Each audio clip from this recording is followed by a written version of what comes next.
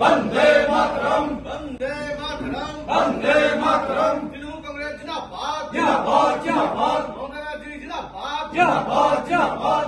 আজকে তৃণমূল কংগ্রেসের কার্যালয় যে মেন আমাদের কার্যালয় এখানে যোগদান কর্মসূচি হয়েছে। আপনারা সবাই জানেন যে ভারতীয় জনতা পার্টির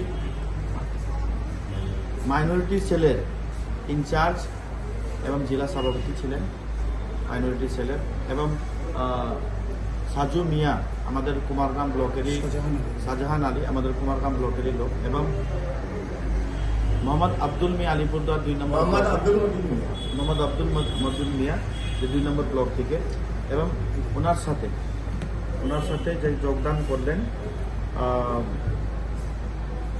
যে এমডি আব্দুল মজিদ মিয়া ভাইস প্রেসিডেন্ট ছিলেন আলিপুরদুয়ার ডিস্ট্রিক্ট মাইনরিটি বিজেপির, কমল গুহ এক্স বুথ প্রেসিডেন্ট, এবং নিখিল চন্দ্র যে মন্ডল এক্স ভাইস প্রেসিডেন্ট ছিলেন কুমারগ্রাম, এরা যোগদান দিয়ে করেছেন।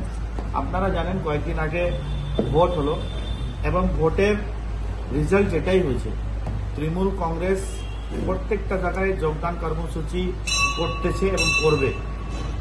এবং আপনারা জানেন যে সম্ভবত আলিপুরদুয়ার লোকসভা সিটটা আমরা রেজাল্ট দিতে পারলাম না ভালো মতন, তবুও গ্রাম এবং চা বাগানে অনেকটা আমাদের ভোট কিন্তু ভালো একটা জায়গাতে আসছে।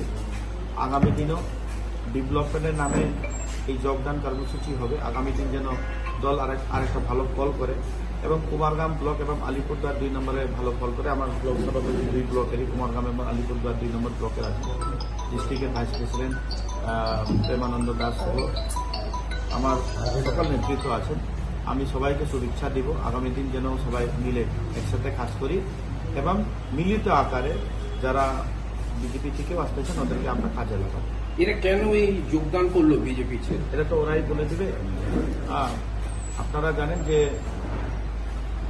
বিজেপির যে কর্মসূচি এবং বিজেপির যে কাজ, দেখেন 5 বছর সাংসদ কে কেউ পায়নি, 2019 থেকে 23, 24 এবং 24 থেকে 29 অব্দিও সাংসদকে কেউ পাবে না আলিপুরদুয়ারে, এটা জানাই আছে। প্রবলেম কি আছে না আছে বিস্তারিতপূর্বক যারা যোগদান করেছে ওরা বলে দিবে। এবং আগেও কিন্তু সাজেদা আমাদের দল করতো, 2016 নির্বাচনের সময় ওরা দল ছেড়েছিল। তো স্বাভাবিকভাবে কুমারগ্রাম বিধানসভাতে আমাদের একটা ভালো ভিট হবে এবং কুমারগ্রাম বিধানসভা এইবারও আপনারা দেখবেন যে আমরা বেশি ভোটে কিন্তু মাইনাস নেই। আগামী দিন ওদেরকে সবাইকে আমরা কাজ করব। কতজন ওরা তো লিডার, এখন অঞ্চল বুথ এবং ব্লকে যোগদান কর্মসূচি রেগুলারলি আছে। আপনারা দেখেছেন পরশু দিনও কিন্তু রাজাভাতকা গ্রাম পঞ্চায়েতে অ্যাপ্রক্সিমেটলি 73 জন পরিবার জয়েনিং করেছে। জয়েনিং কন্টিনিউ থাকবে।